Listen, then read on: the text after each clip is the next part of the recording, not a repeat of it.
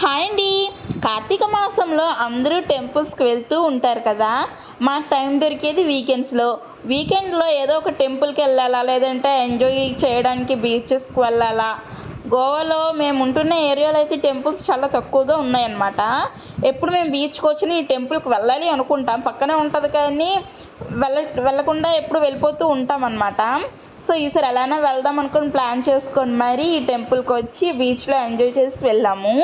ఇది వచ్చి హనుమాన్ టెంపుల్ అనమాట. ఇక్కడ గద చూసారా ఎంత పెద్దగా ఉందో. అలాగే ఈ శివుడు ఇక్కడ పళ్ళెంలో పెట్టి పక్కన వాటర్ చెంబు పెట్టారనమాట. దేవుడికి అయితే అభిషేకం చేసాం వాటర్ తోటి. ఇక్కడ పంతులు ఎవరు ఉండరు, మీరు నార్మల్గా వెళ్ళి దండం పెట్టుకొని వచ్చాడమే అనమాట, ఇంకేం ఉండదు. అలాగే ఈవినింగ్ బీచ్లో పల్లీలు తింటూ అలా వాక్ చేస్తే ఎంత పీస్ఫుల్గా ఉందో. అసలు సన్సెట్ ఎక్స్పీరియన్స్ చేయాలంటే లక్ ఉండాలన్నమాట, చాలా బాగుంటుంది ఈవినింగ్ టైంలో. గోవా అంటే బీచెస్కి ఫేమస్, చాలా బాగుంది. నా వీడియో నచ్చినట్టయితే లైక్ చేయండి, షేర్ చేయండి, సబ్స్క్రైబ్ చేసుకోండి.